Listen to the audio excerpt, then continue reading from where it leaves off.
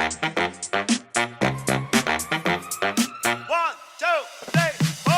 Power of Agile, hosted by Nagarro.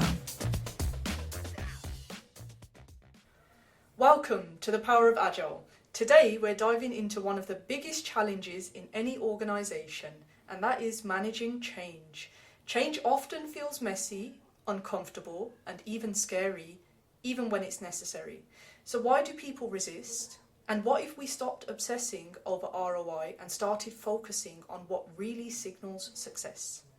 In this episode, we'll explore how Agile principles can transform change management from a dreaded task into an empowering opportunity. If you want to understand what really makes change stick, this conversation is definitely for you. And joining us today is Thorben Schmidt, who has a wealth of experience and will be giving us his take on things today. So welcome to the show, Thorben. Thank you very much, Gurpreet. I'm glad to be here. Happy to have you. And before we get started, let's have a quick icebreaker round to get to know you a little better. So, are you ready? Yes, of course. Great, okay. I'll do a quick fire round then. So, what's one word that comes to mind when you think about change? Challenge. Can you share a small change in your own life recently that surprised you? Not recently, but when I moved to Vienna a couple of years ago, that was a very positive change because I initiated it myself. I wanted to move here. And if it had been imposed on me, it would have been totally different. But we will get to that soon. Great, okay. And if you could instantly master one skill that would help you lead change better, what would it be? Communication. Yeah, okay. Sorry. Yeah. Makes sense. And finally then, what's your favourite way to unwind after a hectic day of managing change or projects even? Jogging around Vienna. That is a very good de-stressor, isn't it? Yes, absolutely. Gets my head off, my body is relaxing, and it's generally very healthy to do so. And Vienna is a beautiful city, so... It's very scenic, yeah. I can't get enough of the walks. Great stuff. Okay, and now let's go straight into our topic, right? So when you hear the term change management, what emotions come up for you? Generally very positive ones. I would say I'm excited about change management because it means that people are caring about people. So a change is not seen from the technical side only, but also from the human side. And that is exciting me. I see. And on the flip side of that then, can you recall a time when a change initiative didn't go as planned? You know, was there anything specific that you think got in the way of this? Yes. Unfortunately, not everything that we do works very well all the time. And in change management, it is not always in our own hands. Yeah, we as change managers, we are mostly advisors. And one of the key roles in carrying out the change management falls to the top management on the one hand of the change, and also like the direct line managers of the people affected by a change. And in the specific example I'm remembering, the lack of leadership from the top management was a big issue, and we had big troubles saving that, basically. So that didn't go too well, to be honest. So lack of leadership Yes. and communication is the trend here. And why do you think people often resist change, even when it seems absolutely necessary or beneficial? I would say in most of the cases it is, or in a change journey, the first step that you take is to understand why a change is needed, and to accept that for yourself as a good reason to change. If I were to ask you now to stand up or to sit down, just because I'm asking you, you would be, why would I do this now? We are recording a podcast here, we're not doing a sports session. And if I were to explain it to you in a proper way, why this is now absolutely necessary, your behavior would change, and you would likely say, okay, yeah, maybe it's a good idea to either stand up or sit down. And in the same way, in most of the cases, resistance comes from not understanding why a change is needed. That can be just having a different perspective than the top management. Or I've also seen cases where the reasons for a change were not the best ones, let's say. In some cases, personal reasons or reasons that would fall back on the personality of the top management. So not, let's say, objectively very good reasons, but yeah. And you can do lots of things wrong in that case. And the third point I'd like to mention here is change fatigue. We are living in a world where the change is constant. Basically, even in our professional life, the life cycles for creating a new strategy for your company is getting smaller and smaller. So we have less security in terms of planning, and that fatigues people. For lots of people, the next change is just another one in a long sequence of changes before, and people are like, you cannot be excited about a change every time, all the time. It's just very normal. Yeah. It sounds like you really need to take people on a journey, right? So it's like, okay, look, here's where we want to be, and here's all of the things that need to happen in order for us to reach that destination. And the feeling I get is that sometimes when you mention change, instantly people can take offense to it, and they might feel like, okay, they're being blamed, or maybe they're not doing good enough, when change needs to be seen as enablement for an organization. Exactly. Being blamed or feeling blamed is certainly also one of the factors that plays in. If you explain a change badly, and it comes down to, everyone did a bad job in the past years, and if we don't change that, well, we will go bankrupt. That's not, that might be a very good sense of urgency in that case, but still, people being blamed for something, especially as a collective, is not very good as a reason for change. You have to give them perspective. Definitely. Sounds like it can be really disheartening. And so, going into that a bit further then, what role do leaders play in how safe or unsafe change feels for a team? It's the most important role, really. The impact is absolutely massive. Let me just reiterate on what I said before about top management and line managers. What we say in change management is that there are so-called preferred senders of certain messages. And the top management, that can be the CEO, board members, whatever, or like board -1, they are expected from people affected by change to send messages regarding the organization, especially regarding the urgency. Why are we changing? What is going on? What is your strategy? What is the new vision? What is the plan? How are we going there? How are we getting there? This is expected to come from the top management. And if they are hiding, if they are not able to explain all this in a very coherent way, then this will cause lots of uncertainty, and for some people certainly also already at that point resistance, because they are not understanding why we have to do all this effort when things are seemingly very okay. The second role that is super important is the direct line managers. So once you understand why on an organizational level a change is necessary and why it's a good thing, the next step is in your own change journey to ask, okay, but what's in it for me? What does that mean for my day-to-day business?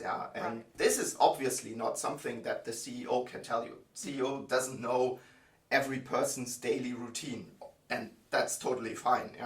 But that's why you have your line managers, and they are then the ones that will guide you through the change, through your personal change. How will your daily activities change? Maybe you get a new tool, maybe you have to relocate or whatever, like the teams are getting restructured, maybe you get a new direct line manager, but this is something they have to handle. And we as change managers, we always speak through these people. Sometimes, of course, we are also talking to affected people directly. It's not like we are hiding in the shadows or anything like that. But still, it is way more convincing if the people in the company, my line managers and top management are conveying the messages. Absolutely, they're more closer to their direct reports as well, so it makes sense that the message comes from them. And what's one uncomfortable truth then about leading change that you wish more people would just be honest about? Change management is not marketing.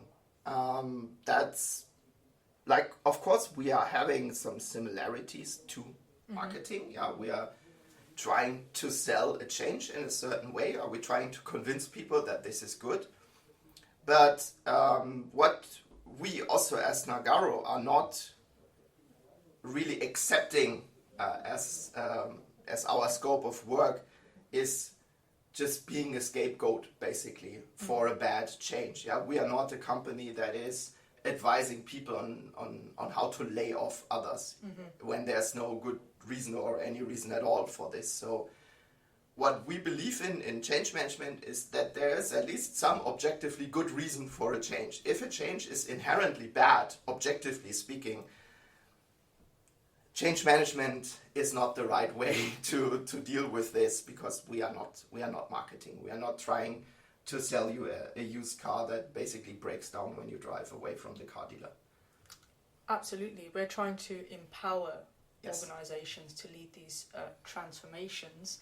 And going into that a bit more, do you believe change management could become more decentralized, with employees acting as micro change agents who are then empowered to lead small-scale transformations? Absolutely, yes. This is one of the signs for me how mature an organization is. As I said, of course, for a change, you will always have some leaders conveying some messages, but when it comes to the actual doing of the change management, having change management plans, talking to the people, making training plans as well, and so on, this is something that can and should come from within the organization. There are like many ways to embed change management into a good organization, and that means it is in place in many, many processes, and it is lived every day by many, many people, and not only by the top management. Yeah, quite rightly. Live and breathe it, right? Yes. You mentioned earlier that change management is not marketing, which I think is quite powerful, because sometimes I wonder if asking for proof of ROI is more about feeling safe than actually moving forward. Is this something that resonates with you? Kind of, yes.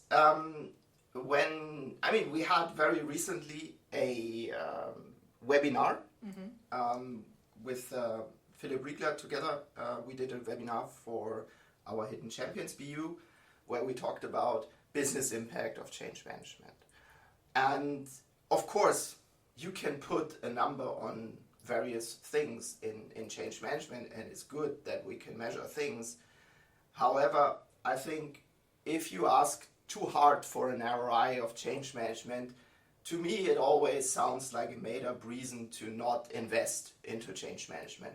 So you find something where you say, okay, this is so human-centric and it's difficult to measure, so we don't know really what it is good for. Yeah. And then we are not investing in it. And that usually falls flat in the long term. So companies are clearly looking for something that they can measure and they can quantify and see the actual impact. Yes and no. Which brings me to one of the key messages I want to bring over here today. I feel that, like, if we consider change management as doing it together with another project, yeah, you change something, like doing a new IT system or like an organization change or whatever, and you have change management as one of the big activities. I very often see that the project or the initiative at hand doesn't even have a proper ROI calculation. Yeah. And I feel that there's lots of double standards applying there. That you say, okay, this is an initiative, I don't know, maybe an S4 migration for SAP. Yeah, lots of these projects are just must-dos, because otherwise SAP will pull the plug, and well, that's not very good. So it's understandable to a certain extent that ROI calculation isn't the most important thing when you think about a project. However, I do feel that there are many projects out there, and I've seen a lot of them, that are lacking a proper ROI calculation as to why are we actually doing it, what are the benefits, the financial benefits as well, that we are expecting, either cost savings or increase in revenue, obviously. Mm-hmm. And I do feel that when you don't have a proper ROI calculation for a project, asking for one for the smaller change management part is really applying double standards here. That is true. That's a really good point you mentioned there. And do you feel as though change management then is accepted more easily when there's a reactive approach taken? Yes, I feel so. Yeah. I can keep this one very short. Yes, I feel so. Yeah, I think so too. I mean, I see a lot.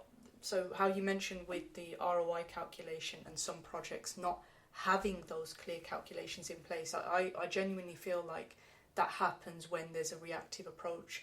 For example, you've got a product or service that is end of life. You have no other choice and you have to do it. And for that reason, they don't feel the need to quantify it so much.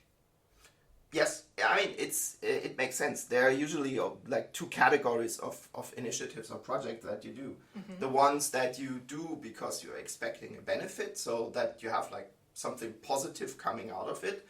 And the other ones are just must-haves, like if not so much a reason for there's a positive thing if you do it, but there's a very catastrophic thing if you don't do them. Yeah. And we are faced more and more with these kinds of projects, mm-hmm. like especially in our IT world, obviously. Like, I come originally from the insurance business, and oh boy, there's still lots of companies around that are running like COBOL mainframe software, and what can I say? It's the deadline is very much looming. So of course you are not calculating very hard on an ROI, but it's more like if we don't replace this, eventually we will not be able to do our business. And of course that is a very, very catastrophic thing. Mm-hmm. However, even if this is a very good sense of urgency that probably everyone in the company will understand, still change management has to be applied here to make sure that the transition runs very, very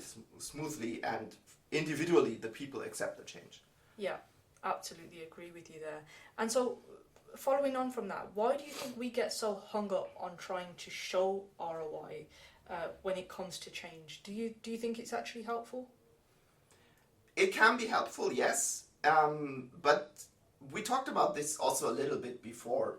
What I think is not always understood very well is that change management to me is mostly an enabler for getting or realizing the ROI on the project level. Mm-hmm. So yes, you can calculate a kind of ROI, and we have usually lots of KPIs at least for how well we are doing in change management. So don't worry, we have figures to prove what we are doing is good.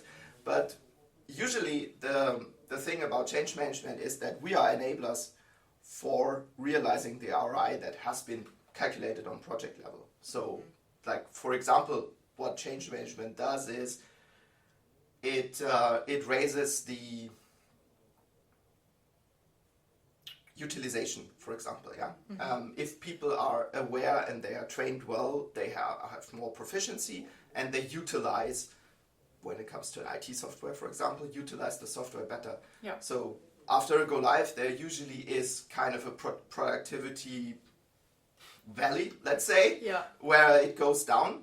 It's very natural. But with change management, you can reduce that. You can reduce how steep it is, and you can reduce the length of how long it is going on.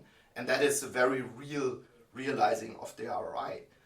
On the opposite, if people are resisting, if they are, for example, still using their old Excel files in the background, they are wasting lots of working hours on doing things that they are not supposed to do, and the processes become very inefficient in the end. And so some of the expected ROI, for example, cost savings in the process, they are not realized. And if you don't apply correct change management, this is one of the very real failures that can happen.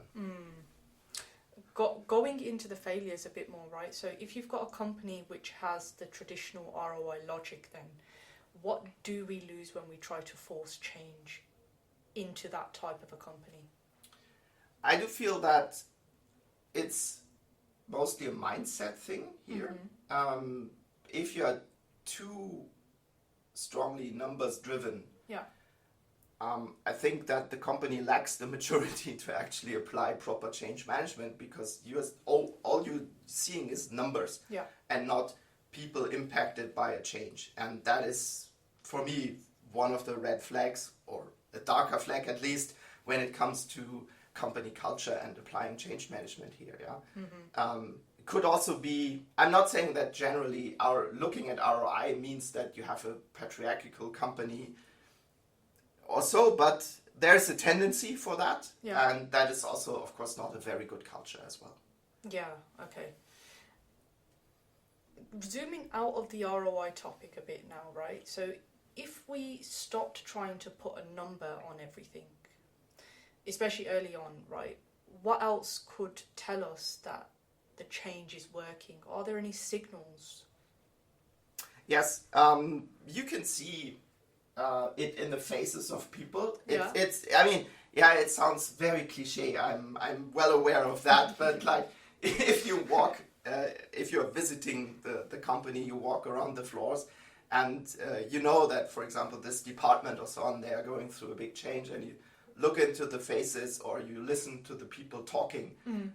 It tells you already a lot how the mindset is. For example, how fatigued they are about change. If they tell you, it's just like the next thing, and we've had 20 things before and 19 didn't work, so whatever, you know already where you're at. But like when you look into faces of people that are excited about the change, that are engaged in the change, then it's very different. So that's the initial impression you get, right? So when you're walking the offices and you're seeing the reactions, you're seeing just how relaxed and comfortable people are. What signals that the change is actually taking hold?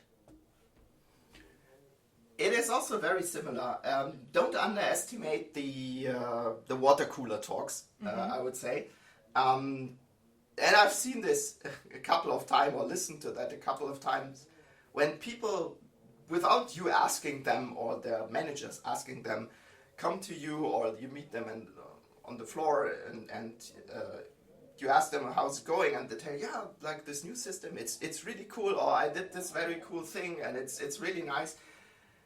That's really happening. It sounds very cliche, but people actively talking positive about the change is the best thing that can happen, because of course they are also impacting other people that are maybe not so happy with the change, and like positively infecting them. Yeah, they tell you small stories of how much cooler the new system is, or what they did in like half the time that they used to do it before, or whatever. Like it's really nice. So they're very almost excited about it, and they see the positivity and change that it's brought. It is a dry subject in the end. We are always talking about change in a business context, but even there, people will, if they are really excited, people will actively tell you about it. It's cool, and it's really nice to see. Yeah, I can relate to that. It's almost like when people get a new tool as well, and it just changes the way in which they work. Okay, and going into so we've looked at ROI, we've looked at how leaders impact change. Now if we kind of zoom out, when you first go in, what small signals tell you a lot about an organisation and their culture during change? I mean, a part of like looking into people's faces and talking to them, it is how change management is handled inside the organization. We also briefly touched this before, but like if we are, for example, tasked with there's a big project and so on, and we look at the project outline, you can already see at the project idea level, or when someone approved the project and there was like a whole description, what do we want to do, and the typical project triangle thingy, you can already see that whether change management was part of the considerations or not. And that is already a very strong indicator of how strongly or how deeply change management is embedded in an organization. If ideally at thinking about the project level, you already think about change management as well. Yeah. So how big of a change is it? Who are the people affected? How do we have good reasons to do this? How do we explain this? You can have already not the full change management plan, of course, but some of the basic things attached to the initial project draft. And if this is the case, then this is an organization that is certainly more mature than one that thinks about change management when things start to go downhill. So what we like to say is, if you start change management not from the very beginning, then you are late since the beginning. So you're always trying to catch up with the project and your change management initiatives, and that's not very good. I see. Okay. Yeah, you cannot start the change management journey at a later stage. You have to go through the change management journey from the very beginning. Yeah. And that is explaining why the change is needed. But if you are in your initiative already at an implementation stage and people haven't understood yet why you're doing it, Yeah. you're always in a catch-up mode. So this is why we say late since the beginning if you don't think about change management from the start. I like that. It's very true, because you can't catch people up, and you need them to be on the same level for that change to take effect. Yeah. Yeah. Okay. And finally then, if we could challenge leaders with one mindset shift about change and ROI, what would it be? One thing is tough to say, but I'll try to be as brief as possible. When it comes to ROI, to me it's twofold. Understanding that change management is an enabler for reaching project ROI, and yes, calculating ROI on project level as the first step. So not doing it for the change management only. That is relatively useless if you don't have it on project level. And maybe the second thing is to eliminate useless projects. So at the project level, think about why we're doing it. Is there really a good reasons for it? So to reduce basically change management fatigue a little bit for the people.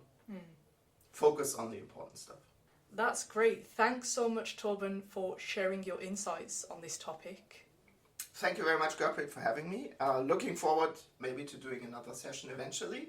It's fantastic to do a podcast for once. We'd love to have you.